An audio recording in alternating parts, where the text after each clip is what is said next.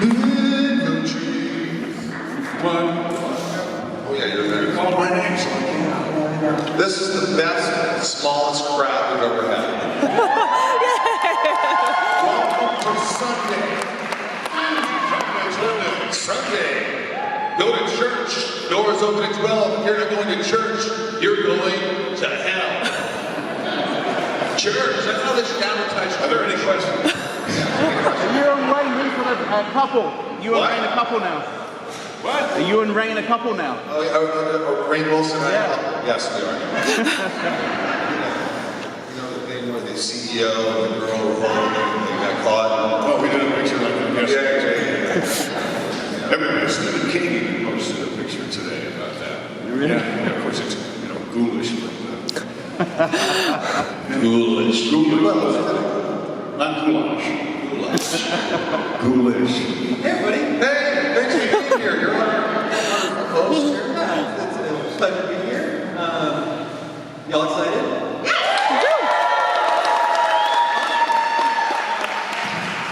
We're going to jump into your questions as quick as we can, but before we get started with the audience, I realized that it's coming up in 25 years. 25 years of Smallville. Stop counting. Yeah. And, I work on the show with you as well, and I've never heard how each of you got your roles. So if you wouldn't mind just kicking off, how... Kristin? Yeah. Well, it's a very exciting story. I auditioned. And I was fresh, new in my career, and I had two things that I was up for, and they brought me down to Los Angeles, and I tested for the show, and I got it. And that was that. Didn't you? Well, I had to pick. Nice. I had to... Was it a tough decision? I didn't know anything, but this show was what I was told was the choice. Aren't you glad she made a choice?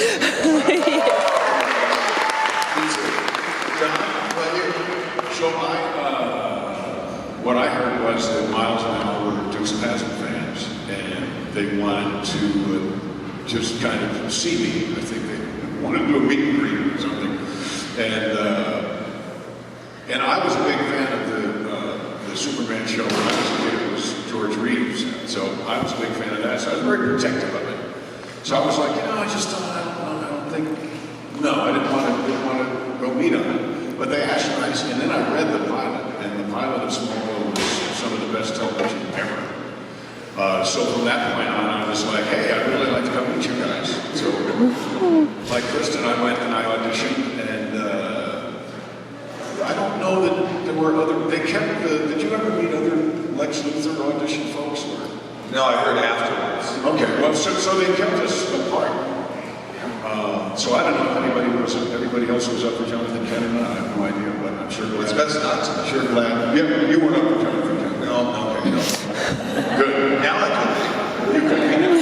Absolutely. So I auditioned, and the process was we went and read for the network, and then they liked the chemistry. They cast chemistry really because the script was, like I said, stellar. So. They liked the bunch of us together. They liked how much I despise this man. The rest is character. Well, yeah.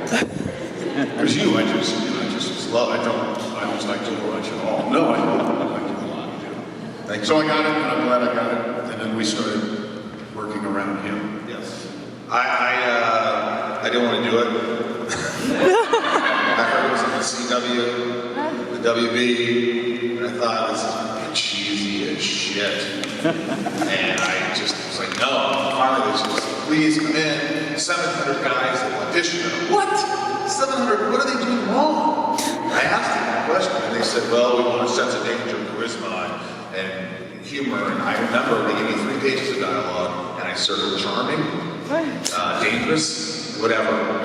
And I went in, and the cast director was there, and she goes, if you'll sit there, please. I go, no, let's sit down and stand up. And she goes, well, I have to relight. And I go, well, because I didn't care. I was like, when you don't care, you're so much more confident. That is the key. Yeah. And I went in, and I just felt like I killed it. and they called, and my agent says they want you to read for the network and the studio before they make their decision. And I said, nah, tell them to rewind the tape. They're not going to do that. You're not going to get the part. I just knew I'd never been that good again in that take. So I don't care.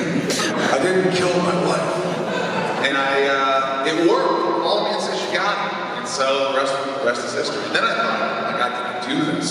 Because I'm kind of goofball, as you know. And then they shave my head, and all of a sudden it's like, yay! You look weird. This weird thing in the back of your head. And that's it.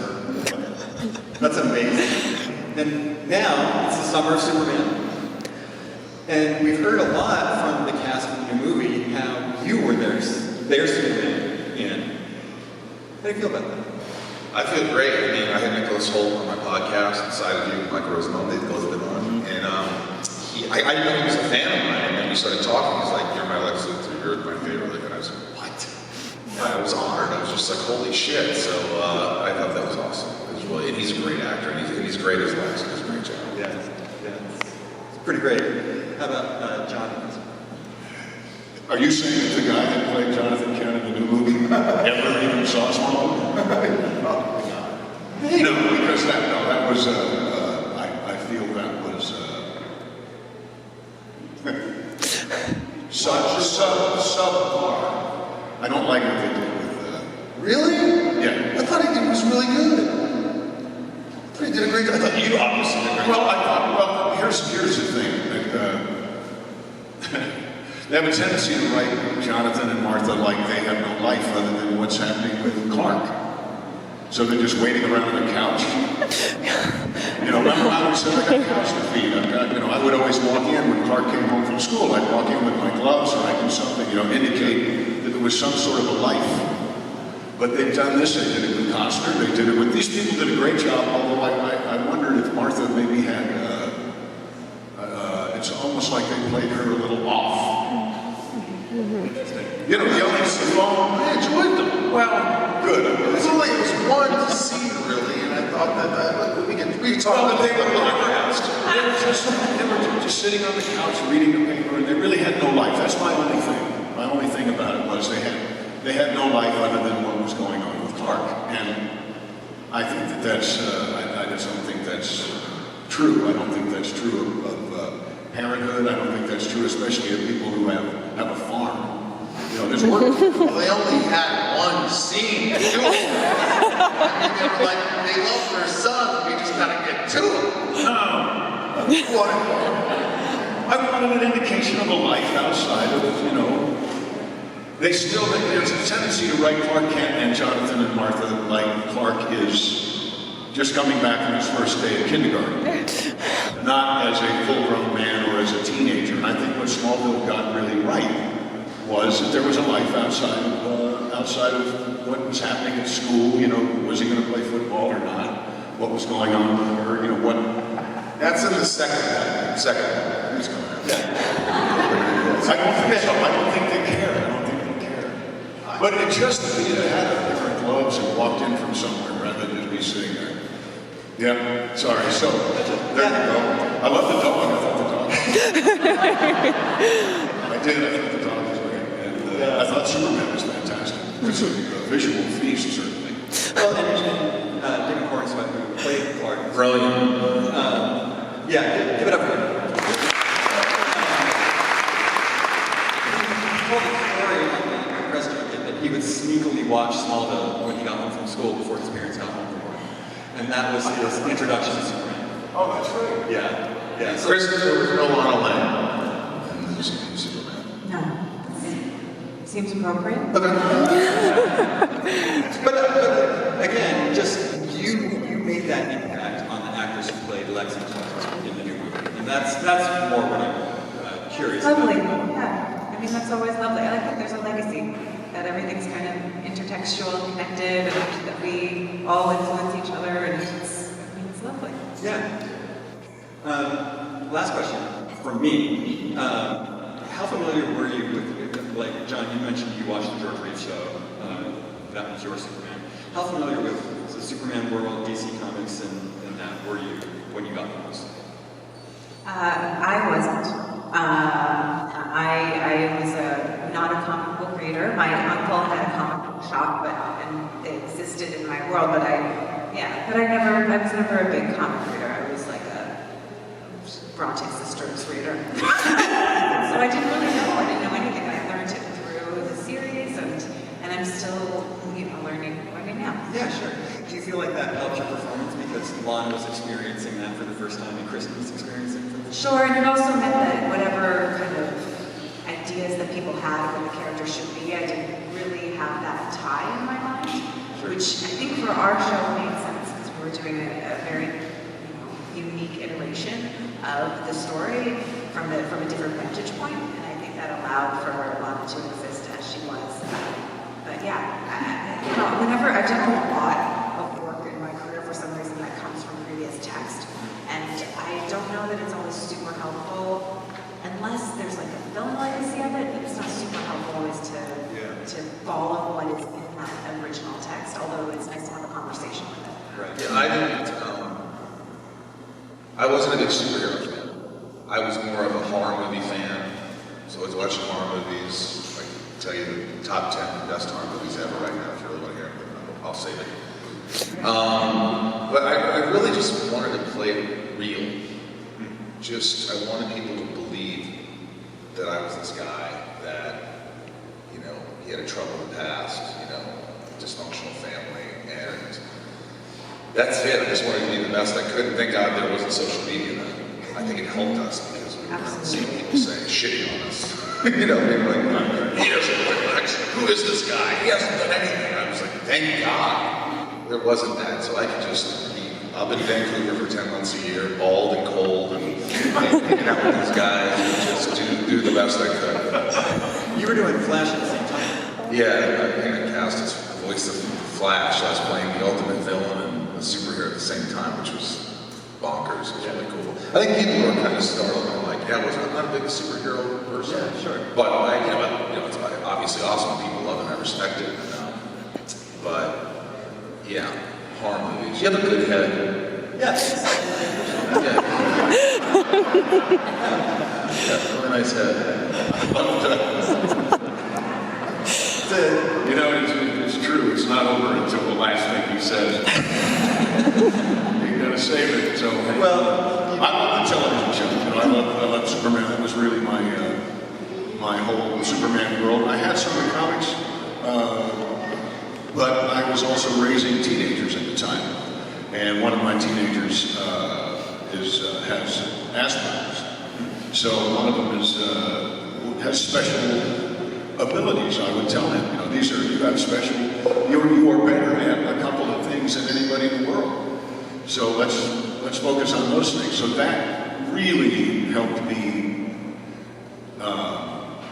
figure out a different way to treat my son Clark who had are they abilities or is this dysfunction? Is the ability to throw a tractor over the barn a good thing?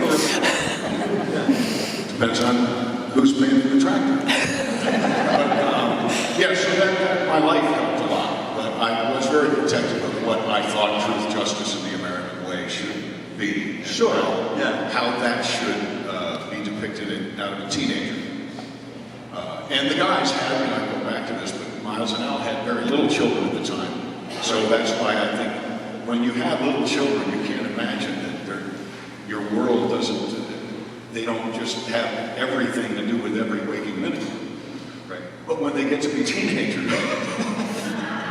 you kind of are glad that they're off in school for at least a while. So it was, my life helped that a lot. That's great. I have 3 teenagers right now. So you understand? I feel it very, very much. You've got cows to feed. That'll be important if you're going to Something like that, yeah. All right, we're going to open it up to the audience here. I will remind you that your questions will be pre-screened. And take it away. Hi, I'm Becky. So I was going to ask about legacy and everything, and really you just already answered the question. Totally. So I'm going to pivot because you just said something that I was actually interested in. So for Michael, what are your top 3 horror movies? And then Kristin and John, as consumers, what genres are you watching as a fan yourself, and what do you recommend? What's your favorite genres and movies that you like? 3 completely different movies. If you want to watch a fun horror movie that I could watch a million times, Return of the Living Dead. If you want to watch something that's really raw and scary, Texas Chainsaw Massacre. And something that's vintage, great horror, beautiful, The Shining. So, 3 different movies. You didn't mention Smallville, the movie I made. See Smallville. Okay, well you said it's pretty funny. Oh. Funny. Well, it was horror movies. What's a horror movie? They said it's funny. It's got Kane Hodder in it, yeah. Oh! Gotcha. Kane Hodder, it's about a bunch of folks that are at Voodoo Con, and they're having a crappy Voodoo Con. So Kane gets hired to go haunt an RV park for the weekend, so they'll make money. And in this one, it's Michael Myers and Jason and Ari Mihailoff and his Leatherface, all these folks, the real people, all get killed one at a time by the beautiful buxom blonde, and they get smothered. Smothered, what a way to go. And John Kassir does the voiceover. And Crypt Keeper, so that's a lot of fun. Television right now, Edie and I are watching a thing called Stick, Owen Wilson. It's about golf. If you don't play golf, it won't make sense, but if you do, it's magic. And then there's one called The Studio, which is just hysterical. If you know anything about how movies are made, it's dead on perfect. About The Pit. Have not seen that yet. It's great. Okay. It's great. You'll love it. So there you go. That's what we're watching. And of course, Superman. Watching Superman. I haven't seen a great movie that I've loved in a while, honestly, which is maybe just because I haven't been hunting. But you know what, I don't know how people felt about it, but I really liked that season of Andor that came out. I thought it was lovely. Yeah. I like how grounded it is. I'm not a big Star Wars fan, but I love this kind of wing of the story because it just feels so political and so contemporary, and I think you can look at all of the themes and it really obviously resonates for us now, and so I've really liked that, and I love the performances. I like that show right now. Yeah. How many Star Wars fans are there?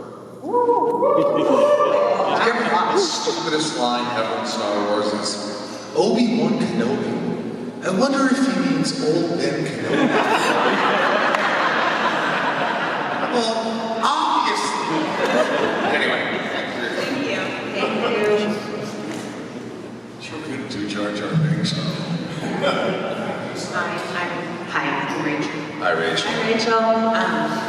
My question is for you, Michael, but first my husband made me promise to tell John, thank you for portraying farmers the way you did, which is funny because you just talked about that, but we're farmers. And he gets so mad when they're so out of shape. Because he's like, you could never actually farm if you were that, Oh yeah. you know, it's a very physical, hands-on job, like you were saying, and he appreciated the way you portrayed it as such. My question is for you, Michael. I watched Superman last night at the theater, and so many of the Lexes have evolved. Like, Superman has basically stayed the same at his core, who he is, but Lex was originally a gangster. I don't know if you know that, but he was originally like a crime boss, and then he became, in the 90s, more of like what you played with the tycoon and that kind of bad guy. And then I felt like in the new Superman, they really played into the whole Bill Gates, Jeff Bezos, like super tech genius kind of character. And I was wondering, did you choose to play Lex that way? Was it written for you? If you could go back, would you play him as a different kind of bad guy? Yeah, I wouldn't change anything. Yeah. No, I wouldn't change anything. I just felt like it was the story before the story. And this particular story was when Clark and Lex were friends. And it's Clark's journey, and it's just as much Lex's journey. I loved how you played him so that he wanted to be the good guy, Yeah. but he didn't want to like sacrifice the things that he actually had to give up to be the good guy. Yeah. And you're my favorite Lex, obviously. Thank you. While he's coming up to the microphone, what about Raptor number 1 in the new Superman movie? James called me, like, I thought they were wrapped in the filming. They were wrapped, they were just doing like post stuff. He just said, hey, you want to come in and do this voice thing? I go, yeah, sure. And that was it. So, you know, I was watching it when I went to the premiere and I was sitting with Jack, and I just like, I forgot. So I heard my voice and I go, it's me. She goes, where are you? It's gone. That was me. So. Hi, my name is Brandon. My question is for all three of you. What's your favorite moment from Smallville, like overall? Like, what's your favorite moment to be a part of it?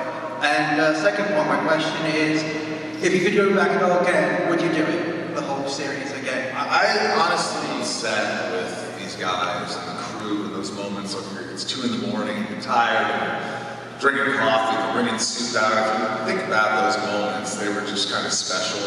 It was just like, you know, we're there, and I wish you could be more present. Because you're always thinking about what I gotta do tomorrow, or I gotta do this, or I wanna do that. And it's just like, those moments were beautiful.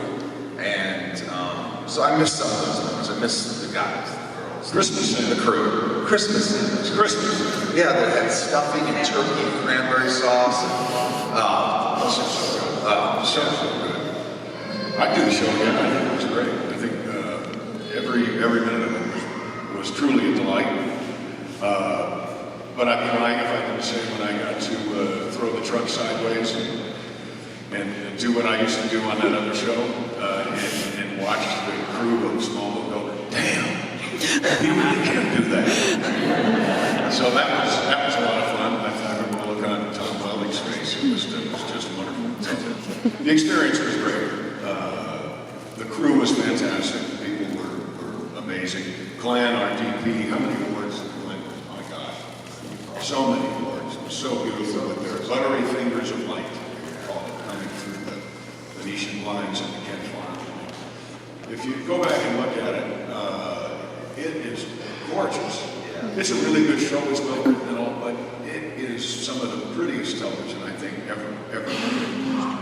Especially this one, the beautiful fingers of light.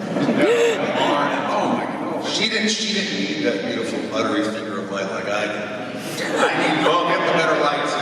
She was like, With a couple of sticks of butter out there. yeah, let's get Elizabeth Taylor. Let's just blast it with light. Kristen, I think the same as you, Michael. It really is the moments that we had, the people, the relationships we made, the friendships that lasted, and it is those kind of, those really, even those cold spring nights when we're out under rain towers, and it's just this feeling of togetherness. Maybe it's a little bit of trauma bonding, but it's just this lovely togetherness that, I mean, there's lots of stuff in the show itself, but it is the actual relationships, the presence of the people there. The other stuff kind of floats away, but those things last and they mean a lot. I mean, I of course, when you ask if we do it again, I mean, we did it, and that's part of my life, and I wouldn't be who I am without it, and it taught me so many lessons, and I wouldn't change that for anything. Thank you. Favorite episode? Michael's seen so many of them now, so we can actually. watch the rewatch podcast. I love the pilot. It's just, I remember seeing it for the first time, that feeling I had. It was like, wow, everything was great. It looked amazing. It was large. It was the best thing I've ever done. And the best thing I've ever done to this day. I mean, it's just a great show. I love the Olympics when I split in half and I got to be really evil, maniacal for an episode. I like Blacksmiths. We get to work I like together. Blacksmiths. It's beautiful. I love the episode. It was really emotional when your character dies. Requiem's great. Yeah, knowing it died, it was like, holy crap, it was really heavy. So that was great. There's many good ones, but yeah. Hi guys, my name is Scott. I got a question for each one of you. Michael, I'll start with you. Talked about blacksmiths. In my opinion, that's really like a master class of acting. Your character just went in so many different ways and so much emotional depth. You can speak on where you had to go as an actor with that, and also playing Zod as well. And John, with you, I think with Jonathan Kent, we've seen a more human side to the character than we have in really any other iteration that I'm familiar with. If you could talk about being a father figure to both Clark and Lex, because Lex, throughout the series, tried so hard to give her approval, and he really wanted to be part of the family. So if you feel like your animosity towards the character was justified, or if you kind of came around, and I already forgot my question. I'm kidding. Kristin, lastly, with you and Tom, the chemistry between y'all kind of just leaped off the screen, and it kept the viewers really hooked. And it was, y'all felt the chemistry, but we also felt like we wanted y'all to get together so many times. If you could speak on maybe the screen test or the chemistry you had with Tom and what that was like. We'll start with Kristin. Yeah. Backwards. Yeah, there was just something there. Like when I came to test with Tom, and he's told the story so many times, but it just, there was like an ease between us. I felt, listen, I was really shy, really, really shy, but there was something about Tom where I felt safe, and I felt like I could take risks, that he would have my back, and I think he felt the same from me, and so it's like we could look into, I didn't know a lot about Tom actually, but it's like I could look into his being, and he could look into mine, and there was like an access way between us that just existed, and I think that's the chemistry those two characters had. And it was like a soulful thing that was, beyond words and beyond action. So for the entirety of the series, I felt that way with Tom. It was lovely and connected and full of safety. John? Michael. Jonathan felt the risk of not welcoming this man into his family was worth it, because he didn't want, I didn't want Clark to be deluded. I don't believe he was corruptible, but I didn't want him to be deluded. He's also an honest, wonderful human being that can be taken advantage of. He didn't have super judgment, he had super speed and super power. Wasn't a human being. And this one, very,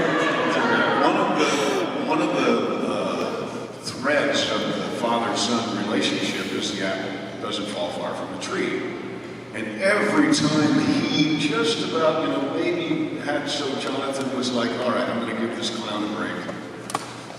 His father would do something despicable that would make Jonathan, it was never scripted, but would make Jonathan go, see, I'm right, I can't let him in. Because Clark, remember, there was no Superman. We didn't know what Clark Kent was going to be. But he had something very, very important to do, and none of us knew what it was. And I couldn't allow the possibility of having that not go well. And I think letting him in would have done that. I felt so bad for Lex, because I thought, oh, come on, give him a break. And it's like, no, I'm not going to give him a break. Bang, bald man, bang.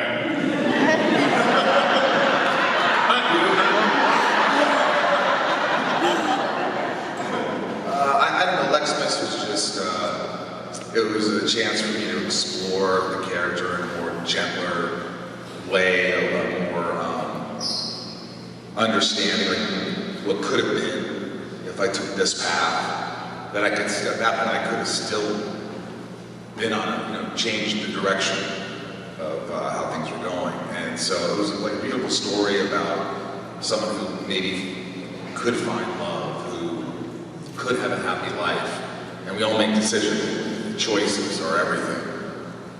There's a choice in life, like on the smaller scale of like, I'm gonna have a burger, I'm gonna have a salad. I'm gonna have, there's choices that we make, and each choice affects you greatly, whether you know it or not. So I wish that, he could have found that it was sad that he couldn't have that life. It's a tragic story, but he made the choice ultimately to go in that direction. So, yeah. What about the side? What? Oh, side. I don't know. I just kind of winged it. No, it was. I don't know, it was just a crazy character that I got to play that, it was just pure evil. And I tried to make him subtle and strong and all these things, but I remember more about Lex more than I do Zod, I think. Now, we don't have a lot of time left, and there's 5 people or 6, so why don't we do rapid fire? Let's do rapid fire. That's all we have left. So 1 question each so we can get through. Hi, my name is Andrew. Hello, Andrew. My question is for Michael. Since you did play Lex Luthor and The Flash before, it's kind of silly. Have you ever played any of the video games that had Lex Luthor and The Flash in it, like Lego Batman 3 Beyond Gotham or Injustice, something like this? I don't think I have. No. No, I played Johnny Charisma in, what was it called? Arkham Knight. It was like the crazy character behind the glass. That was you? That was me, that was Johnny Charisma. Well, I'm A still. lot of people don't know that, but it was a great fun character, so I love that. Well, in that case, I'm sorry that you beat one with Batman. Thanks, man. All right. Oh, we have all these people. Hi, this question is for Kristin. If Clark and Lana got married, would they anticipate fertility issues?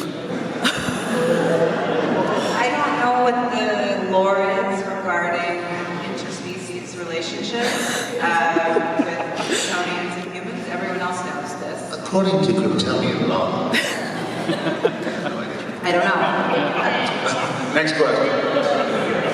Oh, does it? Okay.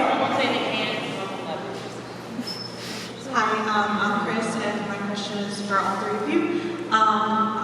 There are so many episodes of Smallville. There's 10 seasons. I just wanted to know personally, when you were reading the scripts for whatever episodes you were in, what was something you were really excited to film, and what was something that made you go, "Oh my God, what is this that they're doing with my character?" And you ended up with your favorite and your I was very excited that I got when I knew I was going to have superpowers for a certain amount of time, and actually fight or contain, not really fight, because even that was done with fatherly love. It wasn't like I'm going to kick your ass. It was like, I remember when he broke the ring next to him. It was wonderful. So that felt really, really good. I was very excited about that. I never really cringed at anything Well, you weren't asked to be a possessed witch. Or Yeah, I was going to say, she knows. That's true, she knows. I only got to be in an alternate universe one time. I like when they said I was going to go to this mental institution and be in a straitjacket, and I had a big fear about that. But kind of losing my mind a little, letting it go, and really searching deep to really find that place, and that was a challenge. It was a real challenge for me. So, but I loved all the stuff that we got to do. Once it started getting dark and twisty and secretive, and as an actor, just reading it, it was exciting. It was something different for me to play, and that was a lot of fun. It was really, really thrilling work. thank you. Next question, please. Microphone lady over here. Step up to it, please. Lift it up. All right, my name's John. I just had a question for all of you. Was there anyone that you guys had trouble delivering your lines across from, whether it be for nerves or laughter? Did you have trouble delivering your lines if you were working with someone because you were nervous or because you giggled all the time? Or was there a specific person? The only person who was hard to work with was him. I was actually going to invite Mike first on that. But because he's so funny, and the amazing thing, and John Glover is hysterical. The amazing thing about these 2 folks is that they turn these other people on immediately. And John may turn Lionel Luthor on about 10 seconds before, but this guy, it's half a second before. So he's like, Rodney Dangerfield, and then he's like, and you're how I had it. Wait, but there's other people in the freaking scene. So it's like, so it was delightful, but it was hard and occasionally incredibly annoying. But I wouldn't trade it for the world. Michael walks that balance between lovable and annoying, just like. And he walks. You can see it in the outtakes on YouTube. You can see what I'm talking about. Well, you know the thing with me is, what is the thing? I always felt that the world is my stage. I just felt like I had to play this dark, brooding, evil genius, everything I'm not. And so when I'm on set, I try to forget that part. I don't want to have anything to do with that guy. And so I'm moving off, I'm laughing, you know, we're going, okay, I'll get into it. And then cut. It just helped me, you know, sort of break that. I just don't think I could, because it's challenging playing a role like that for 7 years. It's like, you know, it's everything not. So, yes, I apologize for making No. you laugh. Michael is not the one that ever threw me. Who threw you? The only person because I was scared of them was John Glover. Really? Yeah, because he was so good and his intention was to throw you. And he always led with sexuality. John Glover came at every scene with a certain amount of sexuality that felt really, yes, which is what he does. That's how he does it. And it's good. It makes the scene, there's a certain, frisson to it. There's a tension. And also my lack of confidence and my uncertainty and all of those things really came to a head when I worked with him. As the years went by, it got better and better. But Glover was the hardest for me to feel settled, which is good. You know, John taught me a lot, and what he would do is he would touch me. Okay? So we'd be in a scene and he'd go, son. Relax. And so I remember, I'm gonna start fucking touching. So I remember I was on set, there was a guest star, and I was like, listen to me, and I Don't touch the actor, Michael. why? This looks really weird. Don't do that.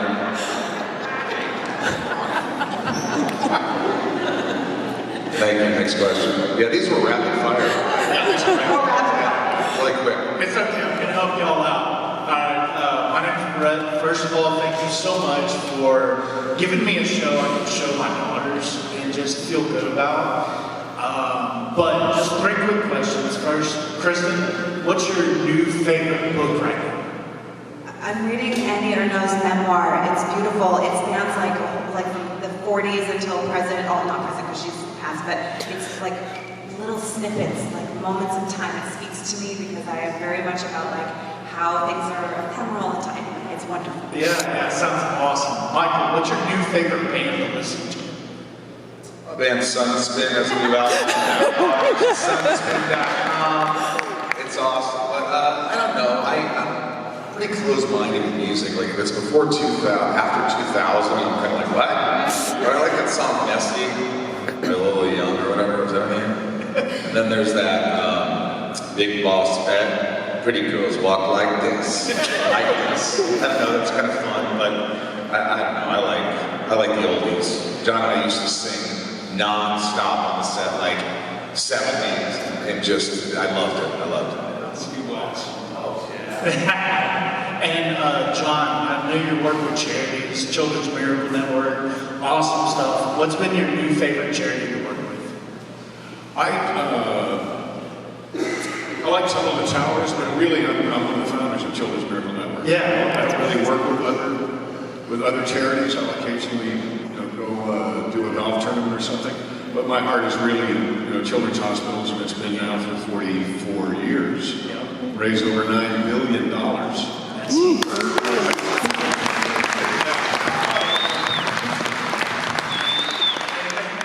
Thank you.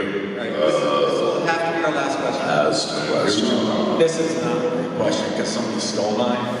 So with Talkville, do you give them advance knowledge when you're calling them and other people? Or you just call? No. I tell them I'm calling them. Good. It's on the schedule. It's on the schedule, but it's off the cuff. And then, do you need to remember what the episode is that he's calling you about? I try to tell them what episode, but really it's just about what you remember and talking about. I have watched the episodes that he has told me that we are talking about. Those are some of the only small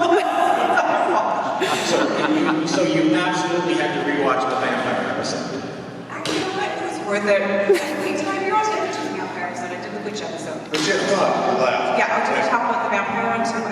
Yes, it was fun. I mean, there were some great episodes and some bad episodes, and some in the middle. It's, you know, it's a TV show. You're doing 10 months a year, 22 episodes. 22 episodes a year. Impossible to have one. Brilliant. It's a great podcast, and I love your other podcast. So thank you very much for. Thank you very much.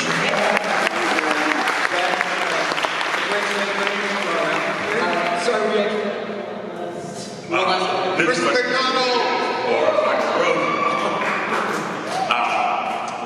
well, how important was it to use your segue into producing and directing on Smallville?